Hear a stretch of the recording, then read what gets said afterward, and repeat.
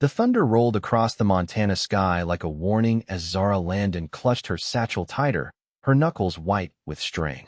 The stagecoach lurched violently, nearly throwing her from her seat as the driver fought to control the panicked horses. It was 1878, and the promise of a teaching position in Silver Creek had lured her west from Boston, a decision she was rapidly beginning to regret. "Hold on tight, madam," the driver shouted through the hatch. "Bandits on our tail." Zara's heart hammered against her ribs as gunshots cracked through the air. 22 years of proper Boston upbringing had not prepared her for this. The elderly woman beside her began praying loudly while the businessman across from her drew a small pistol from inside his jacket. The stagecoach suddenly pitched sideways, and Zara felt herself becoming weightless as the vehicle toppled. Her scream joined the chorus of terror as the world spun, wood splintered, and darkness rushed in to claim her. Pain. That was the first sensation that greeted Zara as consciousness returned. Her head throbbed mercilessly, and something warm trickled down her temple. She tried to move, but found herself pinned beneath debris from the overturned coach. "Got a live one here," a gruff voice called out. Rough hands pulled away the wreckage, and Zara blinked up at the silhouette looming over her. The man wore a bandana over his face, only his cold eyes visible beneath the brim of his hat. "Well, ain't you a pretty little thing?" he drawled, reaching down to grab her arm. "Boss'll want to see what valuables you're carrying." "Please," Zara whispered, her throat dry with fear. "I have nothing of value." "We'll be the judge of that," another voice said as a second figure appeared. They dragged her from the wreckage, and Zara stumbled as her legs threatened to give way. The bodies of her fellow passengers lay scattered among the debris, and bile rose in her throat. "Look what we found, Tucker," her captor called out to a man on horseback. Eastern lady, by the looks of her clothes. The man called Tucker rode closer, his face obscured by shadow. "Bring her along. We'll see if she's worth ransoming." Zara was hoisted onto a horse, her hands bound roughly in front of her. Shock kept her silent as they rode away from the wreckage, leaving the dead behind. The enormity of her situation began to sink in as the bandits' camp came into view, a collection of tents and lean-tos nestled in a hidden canyon. They pushed her to the ground beside a small fire. The man called Tucker dismounted and approached, finally revealing his face as he removed his hat. He was younger than she expected, perhaps 30, with a jagged scar running from his temple to his jaw. "What's your name, girl?" he demanded. "Zara Landon," she replied, trying to keep her voice steady.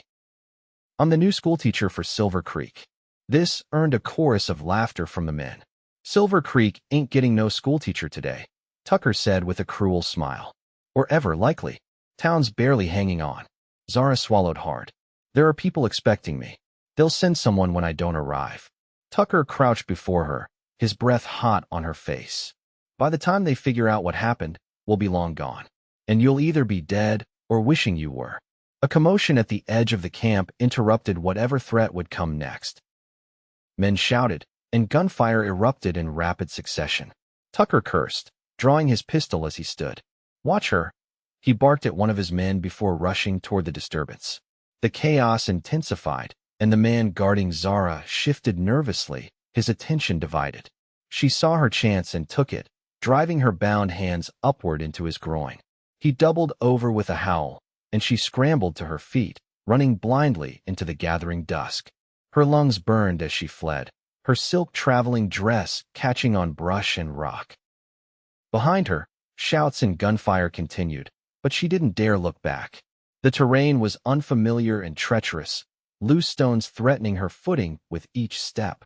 As darkness fell completely, she stumbled into a ravine, tumbling painfully down its slope before coming to rest at the bottom. For hours, Zara huddled in the darkness, straining to hear any sounds of pursuit. The night grew cold, and she shivered violently, her thin dress offering little protection against the Montana night. Exhaustion eventually overcame fear, and she drifted into a restless sleep, dreaming of Boston and the family she might never see again. Dawn broke with cruel brightness, rousing Zara from her fitful slumber. Her body ached, and dried blood caked her temple. With clumsy fingers, she managed to loosen the bindings on her wrists. Standing proved difficult, her ankle protesting sharply when she put weight on it. She had no idea which direction might lead to safety, but staying put seemed more dangerous. Picking a direction that seemed to lead downhill, Zara began her painful journey, using a sturdy branch as a makeshift crutch. The sun climbed mercilessly in the sky, beating down on her unprotected head. By midday, her lips were cracked with thirst, and her vision swam. She hadn't found water, and the lush vegetation of the east was nowhere to be found in this harsh landscape. Just keep moving, she murmured to herself. One more step, just one more. Her ankle gave way entirely as she descended a gentle slope, sending her sprawling. This time, she couldn't find the strength to rise again. The sky above her blurred, and she closed her eyes against the relentless sun. Miss? Miss, can you hear me? The voice seemed to come from very far away. Zara struggled to open her eyes, finding a weathered face hovering above her own. A man with kind blue eyes and a sun-browned complexion gazed down at her with concern. Water, she croaked. He lifted her head gently, pressing a canteen to her parched lips. Slow now? Just a little at first. The water was like life itself flowing down her throat. After a few sips, he pulled the canteen away despite her protests. Too much at once will make you sick, he explained. You can have more in a minute. He examined her injuries with efficient care, his touch impersonal but gentle. Name's Tyler Morgan, he said as he worked. Found you while tracking a stray from my herd. Zara Landon, she managed. Stagecoach. Robbers. The Blackwater Gang, he nodded grimly. News reached town yesterday. No survivors, they said. Others. Dead, she confirmed, tears welling in her eyes. Tyler's expression hardened. You're safe now, Miss Landon. I've got a ranch about 3 miles from here. Think you can ride? The journey to Tyler's ranch passed in a blur for Zara. He'd lifted her onto his horse as if she weighed nothing, then mounted behind her, one arm secure around her waist as they rode. By the time they arrived at a modest but well-maintained ranch house, she was barely conscious again. Tyler carried her inside, calling out as he did. Rosa, need your help. An older Mexican woman appeared, her face registering shock. Dios mío. Who is she? Survivor from the stagecoach robbery. Fetch some water and bandages, would you? Rosa bustled off as Tyler laid Zara on a bed in a small, clean room. Rest now, Miss Landon. You're safe here. Zara woke to the gentle touch of Rosa bathing her face with a cool cloth. The room was dim, lit only by a single lamp on a bedside table. Her filthy traveling dress had been replaced with a simple cotton nightgown. The señor's sister left clothes when she moved to Denver, Rosa explained, seeing Zara's confusion. I hope you don't mind. Your dress. She shook her head. Beyond saving. Thank you, Zara whispered, her voice still rough. How long have I been here? 2 days, Rosa said, helping her sip more water. You had fever. Señor Morgan rode for the doctor, but he was away. He will come tomorrow. Zara struggled to sit up, wincing at the pain that shot through her body. Mr. Morgan. He saved my life. Rosa nodded, a small smile playing at her lips. He is a good man.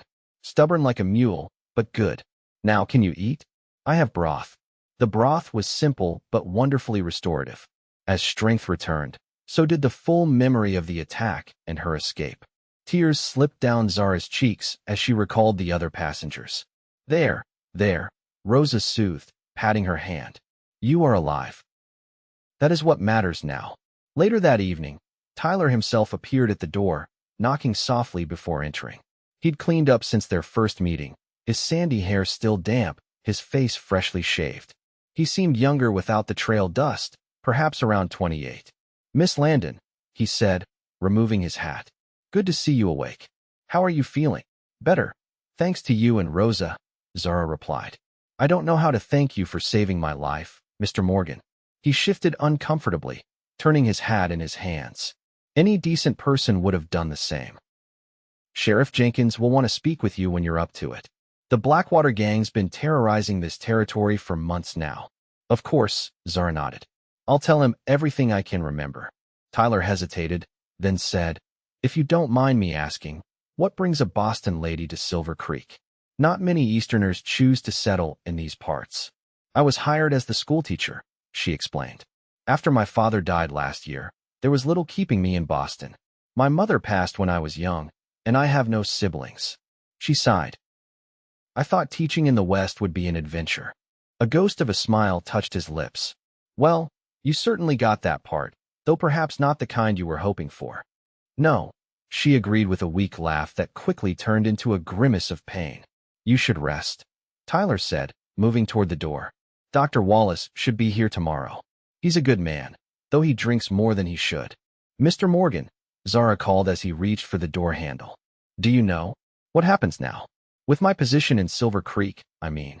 He turned back, his expression grave. Silver Creek's been struggling since the mine started failing. Truth be told, I'm surprised they were hiring a teacher at all. I'll ride into town tomorrow, see what I can find out. That night, the nightmares came. Zara found herself back in the overturned stagecoach, pinned and helpless as Tucker's face loomed over her, his scar twisting as he smiled cruelly. She tried to run, but her legs wouldn't move. No one's coming for you, schoolteacher, he whispered, reaching for her with blood-stained hands. Zara bolted upright with a scream tearing from her throat. Disoriented in the unfamiliar darkness, her panic intensified until the door burst open and Tyler rushed in, a lamp in one hand and a revolver in the other. What is it? What's wrong? He demanded, scanning the room for threats. Zara clutched the blankets to her chest, trembling violently. A dream, she gasped. Just a dream. Tyler lowered the gun, his shoulders relaxing slightly. He placed the lamp on the table and approached the bed cautiously. It's all right, he said softly, sitting on the edge of the bed. You're safe here. It was just a dream. Her breathing gradually slowed as reality reasserted itself. I'm sorry for waking you. Don't be, he replied. After what you've been through, nightmares are to be expected. They sat in silence for a moment, the lamplight casting soft shadows across the room. Tyler's presence was strangely comforting, solid and reassuring. Would you like some water? He offered. Zara nodded, and he poured her a glass from the pitcher on the bedside table. As she drank, she studied him over the rim. In the lamplight, she could see the fine lines at the corners of his eyes, evidence of years squinting against the western sun. Do you have family, Mr. Morgan? She asked, setting down the glass. Call me Tyler, he said. And no, not anymore. My parents died of typhoid 10 years back. My sister married and moved to Denver 3 years ago. He smiled faintly. It's just me and the cattle now. And Rosa, of course, though she has her own family in town. It must be lonely, Zara observed. Tyler shrugged. A man gets used to his own company out here. He stood, seemingly uncomfortable with the personal turn of the conversation. Try to get some rest, Miss Landon. I'll leave the lamp. Zara, she said. Please call me Zara. He nodded, a ghost of a smile touching his lips. Good night, Zara. Good night, Tyler. Dr. Wallace arrived mid-morning, a portly man with kind eyes and hands that belied their gentleness despite their size. He examined Zara thoroughly, pronouncing her ankle sprained rather than broken and prescribing rest for her other injuries. You're a fortunate young woman, Miss Landon, he said as he packed his bag. Exposure alone kills many in these parts, never mind outrunning the Blackwater Gang. When can I travel to Silver Creek? She asked, eager to begin her new life despite the rocky start. The doctor exchanged a glance with Tyler, who stood by the window. Well, that's the thing, Wallace said slowly. I stopped in Silver Creek on my way here. The town's in quite a state. The mine's closed entirely now, and folks are leaving. The school board. Well, they assumed you'd perished in the attack. Zara's heart sank. So there's no position for me? I'm afraid not, the doctor confirmed. Half the families with children have already left or are planning to. There's talk the whole town might be abandoned by winter. Oh, Zara said softly, fighting back tears. She had spent nearly all her savings on the journey west. After the doctor left, Tyler lingered in the doorway. You're welcome to stay here until you're healed, he offered. Then I can take you to Clearwater. It's a larger town, about 2 days' ride from here. They might need a teacher. That's very kind, Zara said, wiping away an errant tear. But I couldn't impose further. It's no imposition, Tyler insisted. The house has been too quiet since my sister left. His kindness nearly undid her composure entirely. Thank you, she managed. I don't know what I would have done. You seem like a resourceful woman, Miss Landon. I imagine you'd have figured something out. He straightened, adjusting his hat. I need to check on the herd. Rosa will be around if you need anything. As the days passed, Zara's strength returned. Though her ankle remained tender, she began to move around the house, eager to be useful. Rosa taught her to make tortillas, laughing at her first clumsy attempts. She learned the kitchen was Rosa's domain, but the elderly woman welcomed the company as she worked. Tyler remained something of a mystery.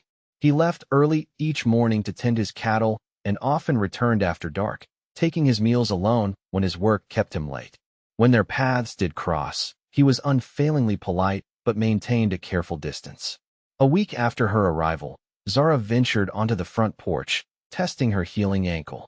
The ranch spread before her, modest compared to some she'd heard of, but well-maintained. A small vegetable garden flourished beside the house, and several outbuildings dotted the property. Beyond the immediate homestead, rolling grassland stretched toward distant mountains. The sound of hoofbeats drew her attention to a rider approaching from the west. Tyler sat tall in the saddle, his form silhouetted against the setting sun. He rode with an easy grace that spoke of a lifetime on horseback. As he neared the house, he spotted her and raised a hand in greeting. "Should you be up and about?" he called as he dismounted at the hitching post. "Dr. Wallace said gentle exercise would help," she replied. "And it's too beautiful an evening to stay indoors." Tyler removed his hat, wiping sweat from his brow. "It is at that." He hesitated, then said, "Would you care to see more of the ranch?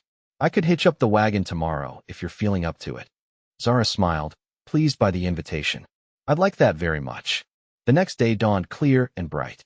Tyler appeared after breakfast with the wagon, helping Zara up to the seat with careful hands. Rosa provided them with a packed lunch, her eyes twinkling as she handed it over. Tyler proved to be a knowledgeable guide, pointing out landmarks and sharing stories as they rode.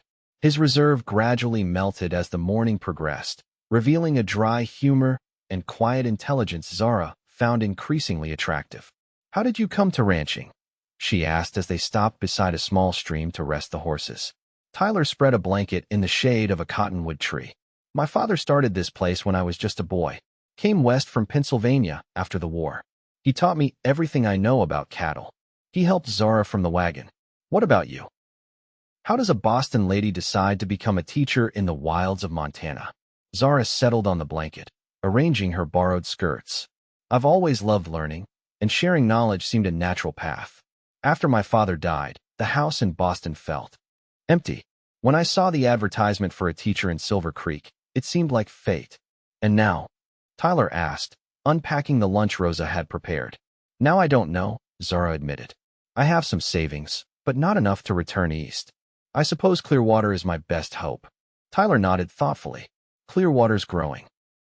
They've got a proper school building now, not just a room above the general store like Silver Creek." They ate in companionable silence, listening to the stream and the rustle of leaves above them. After lunch, Tyler showed her a family of deer drinking downstream, putting a finger to his lips as they watched from a distance. On the ride back to the ranch, Zara found herself studying Tyler's profile. The hard lines of his jaw, softened somewhat by his sandy beard, the straight nose, and those startlingly blue eyes that crinkled at the corners when he smiled. He was nothing like the scholarly men she had known in Boston, yet there was a wisdom in him that had nothing to do with books. That night, the nightmares returned. Zara thrashed in her sleep, crying out as the memories of the attack twisted into new horrors. She woke to find Tyler beside her bed, his expression concerned in the lamplight. "You were calling out," he said softly. "You're safe, Zara. It was just a dream. You're home." Still half in the grip of the nightmare, she reached for his hand. "Don't leave," she whispered. Tyler hesitated only a moment before sitting on the edge of the bed, his calloused hand engulfing her smaller one. "I'll stay until you fall asleep." True to his word, he remained as she drifted back to sleep, his presence keeping the nightmares at bay. The next morning, Zara found Tyler on the porch, whittling a piece of wood as the sun rose. He looked up as she joined him, setting aside his project. "Sleep well?" he asked. "Better, yes. Thank you for staying with me." He nodded, seeming embarrassed. "Nightmares can be powerful things. My father had them after the war. Sometimes just knowing you're not alone helps." Zara settled into the chair beside him. "What are you making?" Tyler held up the half-formed carving. Horse. Not very good, I'm afraid. Just something to keep my hands busy.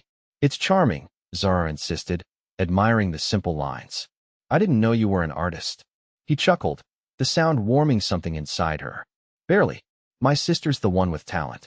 She used to sketch everything around the ranch. As the sun climbed higher, Rosa called them in for breakfast. The three ate together, Rosa sharing gossip from town and Tyler discussing his plans for the day. It felt strangely domestic, and Zara found herself wishing the moment could stretch indefinitely. After breakfast, Tyler left to mend fences in the north pasture. Zara helped Rosa with the dishes, then asked if there was anything else she could do. The garden needs weeding, Rosa suggested. If your ankle is strong enough. Working in the garden proved therapeutic. Zara lost herself in the simple, repetitive task, enjoying the feel of soil between her fingers and the sun on her back. Rosa brought her water periodically, clucking like a mother hen about the heat. By mid-afternoon, dark clouds began building in the west. Rosa eyed them warily. Storm coming, she predicted. Bad one, by the look. The senior should be back soon. But as the sky darkened and wind began to whip the trees, Tyler had not returned. Rosa grew increasingly anxious, peering out windows and muttering in Spanish. Should we be worried? Zara asked, watching as the first heavy raindrops struck the window panes. The north pasture is far, Rosa explained. If he was caught by the storm. She crossed herself. Lightning is dangerous on the open range. Thunder crashed overhead, and rain began to fall in earnest. Zara paced the front room, peering into the gloom for any sign of Tyler.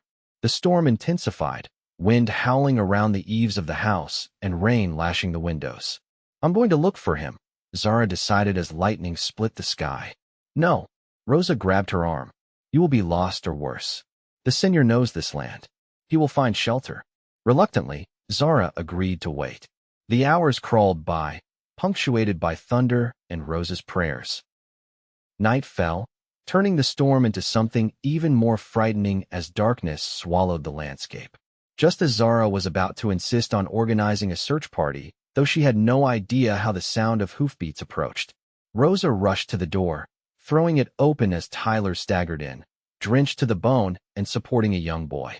Miguel, Rosa cried, recognizing her grandson. What happened?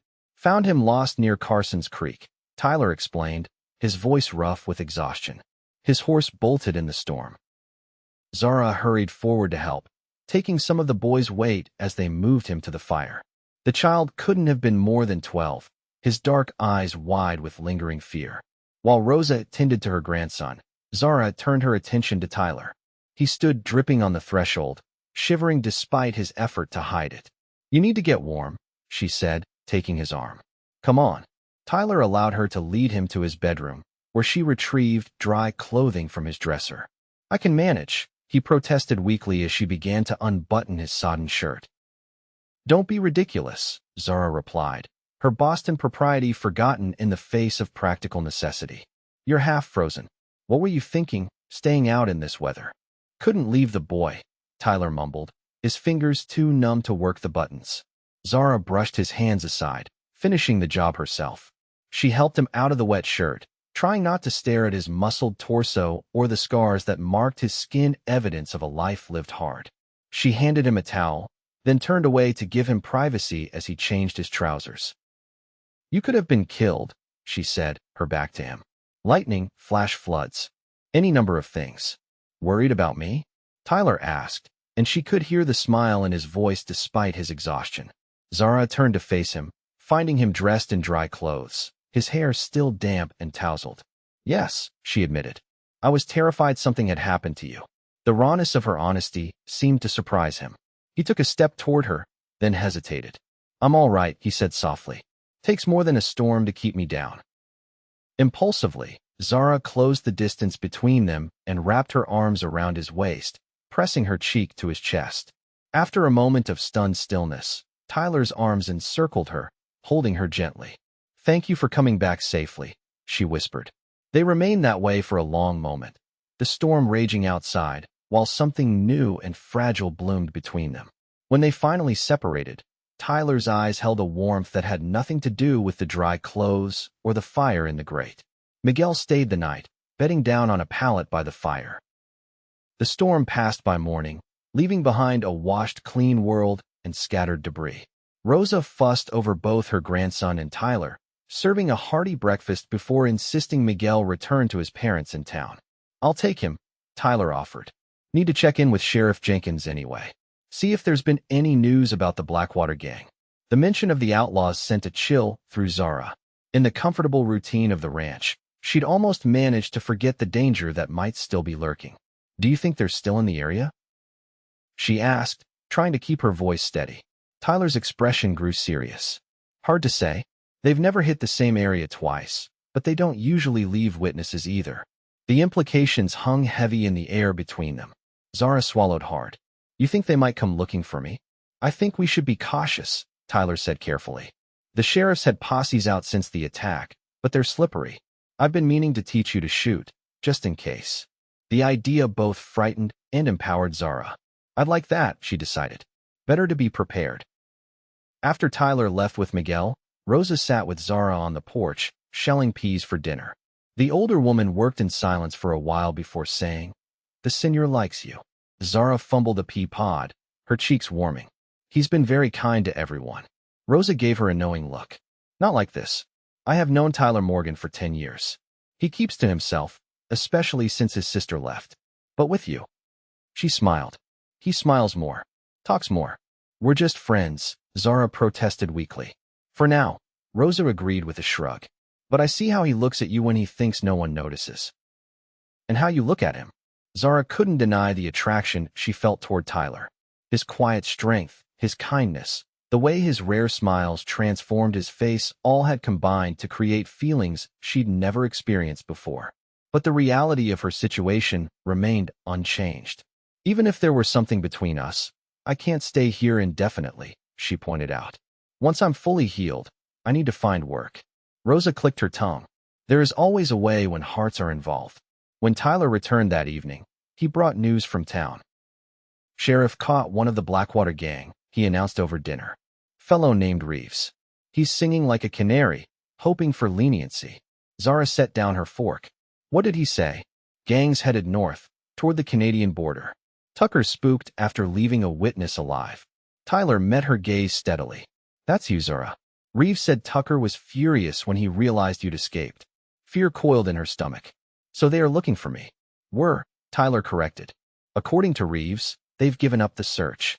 Too risky with posses combing the area." "But Jenkins wants you to come to town tomorrow to make a statement, if you're up to it." Zara nodded, though the thought of reliving the attack in detail made her queasy. "Of course. Anything to help catch them." Later that evening, after Rosa had retired to her quarters behind the kitchen, Tyler brought out his rifle. "First lesson," he said, setting it on the table. "Every gun is always loaded, even when it isn't. Never point it at anything you don't intend to shoot." He walked her through the basics of firearm safety, then showed her how to load, aim, and fire the Winchester. His hands guided hers, his body close behind her as he demonstrated the proper stance. "We'll practice with actual firing tomorrow," he promised as they finished. "Out where the noise won't bother Rosa." "Thank you," Zara said, carefully setting the unloaded rifle aside. "For everything. Most men I've known would consider teaching a woman to shoot improper." Tyler smiled, the lamplight softening his features. "Out here, improper is getting yourself killed because you couldn't protect yourself. Besides," he added, his voice dropping slightly, "you're not like any woman I've known before." The air between them seemed to thicken with unspoken feelings. Zara found herself leaning toward him almost unconsciously, drawn by the warmth in his blue eyes. The moment shattered as a log shifted in the fireplace, sending up a shower of sparks. Tyler cleared his throat and stood, putting distance between them. "Should get some rest," he said, suddenly formal. "Early start tomorrow for town." Zara nodded, disappointment and relief warring within her. "Good night, Tyler." "Good night, Zara." The journey to Clearwater the next day was tense with awareness. They rode in the wagon, close enough that their shoulders occasionally brushed, each contact sending tingles through Zara's body. The easy companionship of previous days had been replaced by a charged silence, neither quite knowing how to bridge the gap that had opened between them. Sheriff Jenkins proved to be a grizzled veteran of frontier law enforcement. He listened carefully to Zara's account of the stagecoach robbery, asking pointed questions about Tucker and his men. "You're lucky to be alive, Miss Landon," he said when she finished. "Most folks who cross paths with the Blackwater Gang don't live to tell the tale." "Will my statement help catch them?" Zara asked. "Every bit helps," Jenkins nodded. "Got wires out to sheriffs all across the territory. They'll slip up eventually." As they prepared to leave, the sheriff pulled Tyler aside for a private word. Zara couldn't hear what was said, but Tyler's expression darkened considerably. "What is it?" she asked as they left the sheriff's office. Tyler helped her into the wagon before answering. "Jenkins has word that 2 of Tucker's men were spotted near Carson Ridge yesterday. Could be nothing, but it could mean they're still looking for me," Zara finished, her heart sinking. "I don't want you to worry," Tyler said firmly. "The ranch is isolated, and I've got men watching the approaches. No one's getting near you." His protectiveness both touched and frustrated Zara. "I won't live in fear, Tyler. And I won't put you or Rosa in danger indefinitely." "You're not," he insisted. "And you don't have to decide anything right away. The teacher position in Clearwater won't open until fall anyway." Before they left town, Tyler stopped at the general store, emerging with a small package that he tucked into his saddlebag without explanation. The ride back to the ranch was quieter, both lost in their own thoughts about the future. That night, the nightmares returned with new intensity. Zara dreamed of Tucker finding the ranch, of Tyler facing him down only to fall beneath a hail of bullets. She woke screaming, tears streaming down her face. This time when Tyler rushed in, she didn't hesitate to throw herself into his arms, clinging to him as sobs racked her body. "Shoo, it's all right," he murmured, stroking her hair. "I'm here. You're safe." "He killed you," she choked out. "Tucker found us, and he killed you." Tyler tightened his embrace. "It was just a dream, Zara. I'm right here." He held her until the trembling subsided, her tears soaking his shirt. When she finally pulled back slightly, his face was so close that she could feel his breath on her cheek. "I don't know what I'd do if anything happened to you because of me," she whispered. Tyler's hand came up to cup her cheek, his thumb gently wiping away a tear. "Nothing's going to happen to either of us," he promised. The moment stretched between them, fraught with possibility. Then slowly, giving her every chance to pull away, Tyler lowered his lips to hers. The kiss was gentle at first, almost tentative, but deepened as Zara responded, her hands sliding up to his shoulders. When they finally parted, both breathing heavily, Tyler rested his forehead against hers. "I've been wanting to do that since the day you woke up in my house," he admitted. "Why didn't you?" He smiled ruefully. "Didn't seem proper, taking advantage of a woman in distress." "And now?" Zara asked, her heart thundering in her chest. "Now I'm tired of pretending I don't care about you," Tyler said simply. "Life out here is uncertain, Zara. The Blackwater Gang, drought, harsh winters, any number of things could take tomorrow away from us. I don't want to waste today being proper." His honesty struck a chord deep within her. The proper Boston lady she'd once been might have been scandalized, but that woman had died somewhere between the stagecoach attack and this moment. "Neither do I," she whispered, drawing him back to her. This time their kiss was deeper, months of unspoken longing compressed into a single moment of connection. Tyler's arms tightened around her, and Zara felt herself melting against him, all thoughts of propriety forgotten in the heat of discovery. A distant crash from the kitchen broke them apart. Rosa, likely starting early breakfast preparations. Reality reasserted itself, and Tyler reluctantly pulled back. "I should go," he said, his voice rough. Zara caught his hand. "Stay," she said softly. "Just hold me. I don't want to be alone with the nightmares." After a moment's hesitation, Tyler nodded. He settled beside her on the bed, on top of the covers, drawing her into the circle of his arms. Zara rested her head on his chest, listening to the steady beat of his heart. "Sleep now," he murmured, pressing a kiss to her hair. "I'll keep the nightmares away." For the first time since the attack, Zara slept deeply and dreamlessly, safe in Tyler's embrace. Dawn light was filtering through the curtains when Zara woke, momentarily confused by the warm weight of Tyler's arm around her waist. The events of the night before rushed back, and she smiled, turning carefully to study his sleeping face. Relaxed in slumber, he looked younger, the lines of worry that often creased his forehead smoothed away. His sandy lashes rested against his cheeks, and his beard was slightly disheveled. Zara found herself wanting to wake up to this sight every morning. As if sensing her scrutiny, Tyler's eyes blinked open, focusing on her with sleepy confusion that quickly gave way to warm recognition. "Good morning," he said, his voice husky with sleep. "Good morning," she replied, suddenly shy despite the intimacy of their position. Tyler brushed a strand of hair from her face, his touch achingly gentle. "No nightmares." "None," she confirmed. "You're better than any tonic Dr. Wallace could prescribe." He chuckled, the sound rumbling pleasantly beneath her hand where it rested on his chest. "I'll be sure to tell him that next time he visits." The lightness of the moment faded as reality intruded. Tyler sighed, reluctantly sitting up. "Rosa will be wondering where I am, and I've got work to do before noon." "Of course," Zara said, trying to mask her disappointment. "Will you be gone all day?" Tyler paused at the door, his expression softening as he looked back at her. "Not all day. Thought maybe we could continue those shooting lessons this afternoon." After he left, Zara hugged herself, still feeling the ghost of his arms around her. Everything had changed in the space of a single night, and yet nothing had really been resolved. She still needed to find work, still had the Blackwater Gang to fear. But for the first time since arriving in Montana, the future seemed to hold promise rather than dread. Rosa said nothing when Zara appeared for breakfast, though her knowing smile spoke volumes. The older woman hummed as she worked, occasionally glancing between Zara and Tyler with barely concealed satisfaction. The shooting lesson that afternoon proved both frustrating and exhilarating for Zara. The Winchester rifle kicked harder than she expected, and her first shots went wild, missing the targets Tyler had set up by embarrassing margins. "Don't get discouraged," he advised, adjusting her stance with careful hands. "Takes practice. Try again, but this time, breathe out as you squeeze the trigger." Slowly, her accuracy improved. By the time they finished, Zara had managed to hit the target more often than not enough to impress any marksman, but enough to defend herself if necessary.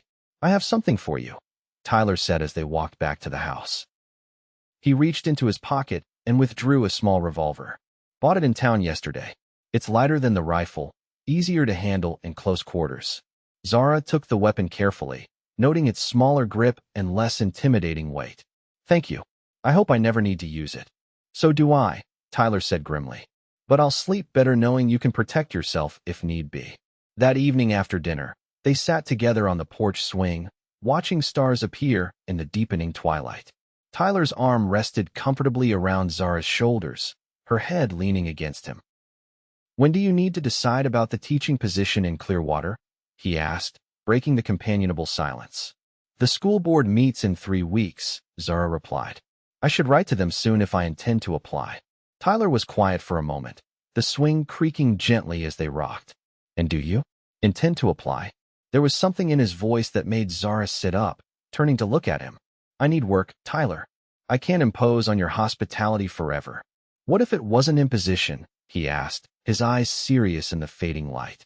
"What if it was where you belonged?" Zara's heart skipped a beat. "What are you saying?"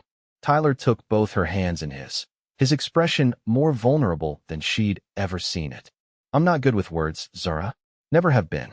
But I know what I feel." He took a deep breath. "I love you. I think I started falling the moment you opened your eyes in my house. These past weeks, getting to know you. I can't imagine my life without you in it now." Tears pricked at Zara's eyes. "Tyler, I know it's fast," he continued hurriedly. "And I know you had plans that didn't include settling on a cattle ranch in the middle of nowhere. But I had to tell you before you made any decisions about Clearwater." Zara placed a hand on his cheek, feeling the scratch of his beard against her palm. "It is fast," she agreed. "Frighteningly so. But I feel it too.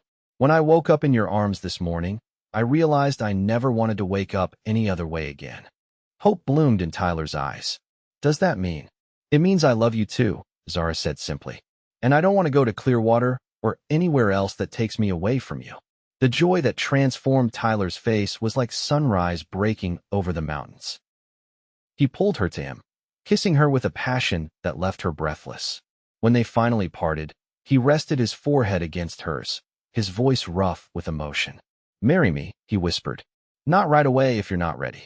But someday. Promise me someday." "Yes," Zara answered without hesitation. "Someday. And someday soon." The days that followed passed in a golden haze for Zara. She and Tyler settled into a new rhythm, his kisses now freely given, their evenings spent planning a shared future. Rosa watched their blooming romance with approval, though she insisted on propriety until wedding vows were exchanged. "My roof, my rules," she declared firmly when she caught them in an embrace that threatened to become something more. No scandal under this roof. They set a date for late summer, giving them time to prepare and for Zara's ankle to heal completely. Tyler rode into Clearwater to speak with the minister and returned with fabric for a wedding dress that made Zara's eyes fill with tears. "It's not Boston finery," he apologized. "But Mrs. Jenkins at the Mercantile said it was the finest they had." "It's perfect," Zara assured him, running her fingers over the cream-colored cotton. "Absolutely perfect." As their wedding day approached, only one shadow remained: the Blackwater Gang. Though no more sightings had been reported near Carson Ridge, Zara couldn't shake the feeling that the danger hadn't fully passed. Her nightmares, while less frequent with Tyler sleeping in the room across the hall, still featured Tucker's scarred face and cold eyes. 2 weeks before the wedding, Tyler had to ride to a neighboring ranch to help with a difficult calving. "I'll be back tomorrow," he promised, kissing Zara goodbye at dawn. "Rosa's son will check on you this evening." The day passed uneventfully, Zara helping Rosa prepare preserves from the garden's summer bounty. As dusk approached, she found herself growing inexplicably anxious, checking the window frequently for signs of Rosa's son or Tyler returning early. "He will come," Rosa assured her, misinterpreting her concern. "My Luis is reliable." "I know," Zara smiled, not wanting to worry the older woman with her formless dread. "I think I'll read on the porch for a while. The light's still good." She settled into the porch swing with a book of poetry Tyler had surprised her with, but the words swam before her eyes as her uneasiness grew.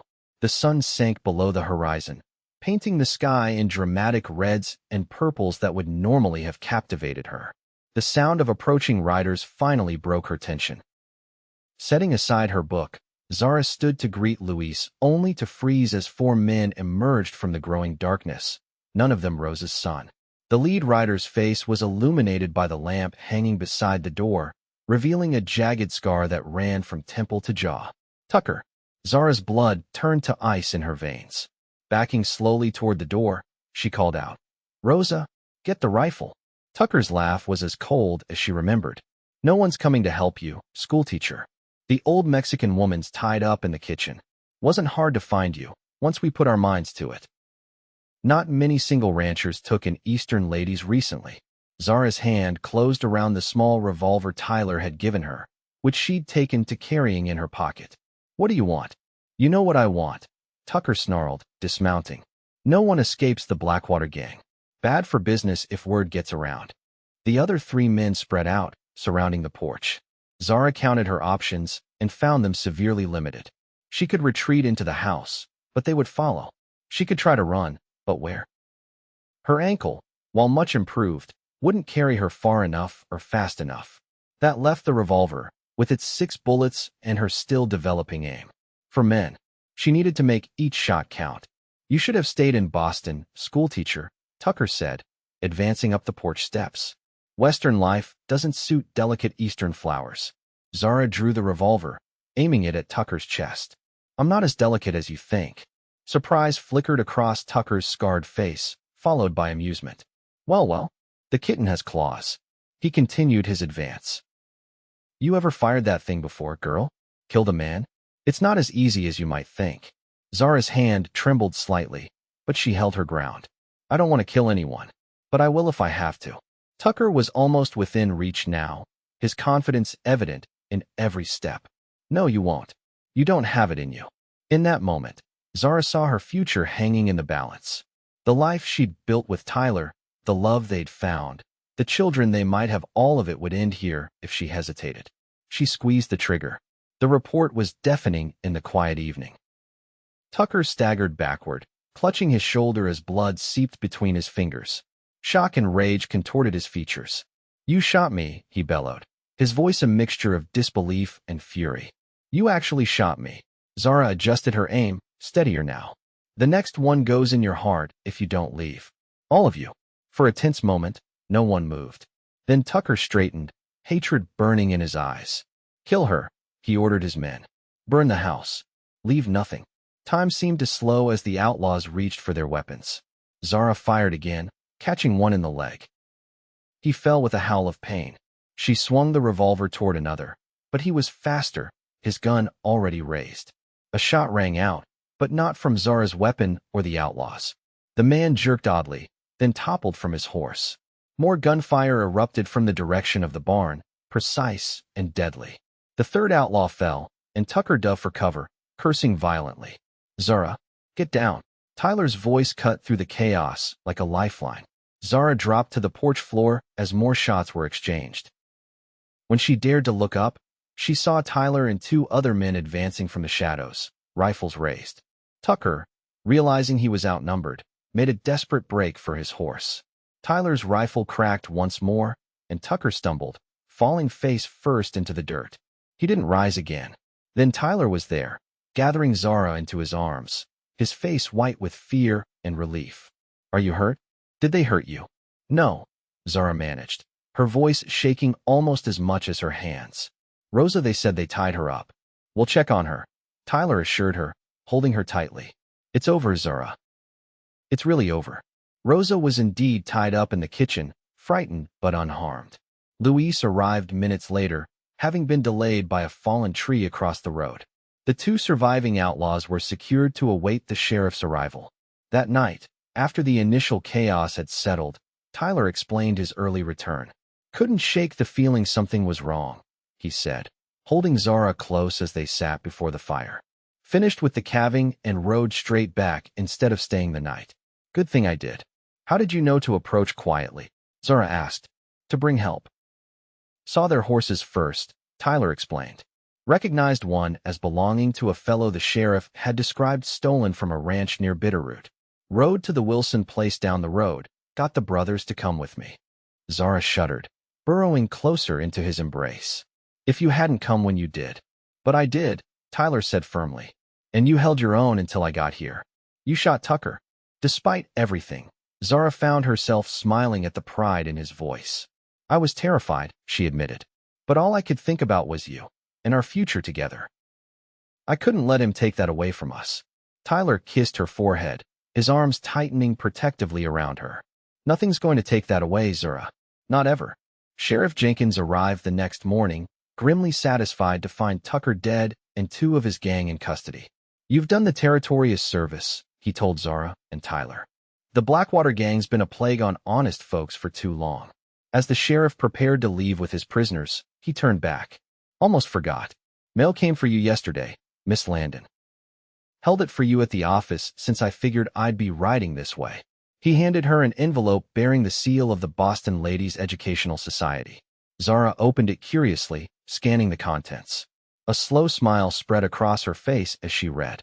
What is it? Tyler asked when the sheriff had gone. A response to a letter I wrote weeks ago, Zara explained. I'd inquired about the possibility of establishing a small school here for the children of neighboring ranches. They're sending books and a small stipend to help get it started. Tyler's face lit with understanding. So you could teach without going to Clearwater. And without leaving the ranch, Zara confirmed. We could convert that old storage building near the cottonwoods. It gets good light, and with some work. Tyler silenced her planning with a kiss. I think it's a wonderful idea. Mrs. Morgan's school for ranch children has a nice ring to it. Mrs. Morgan, Zara repeated, savoring the sound. I like that very much. Their wedding took place as planned 2 weeks later. A simple ceremony in the Clearwater church followed by a celebration at the ranch. Rosa outdid herself with the feast, and neighbors from miles around came to share in their joy. That night, as they lay together in what was now their bedroom, Tyler traced the curve of Zara's cheek in the moonlight. Happy, Mrs. Morgan? He asked softly. More than I ever thought possible, she replied, snuggling closer to her husband. Though I still can't quite believe how we found each other. If the stagecoach hadn't been attacked. I prefer to think we would have found each other anyway, Tyler said. Some things are meant to be. As if to punctuate his words, thunder rolled in the distance, not threatening this time, but a gentle reminder of the storm that had first brought them closer.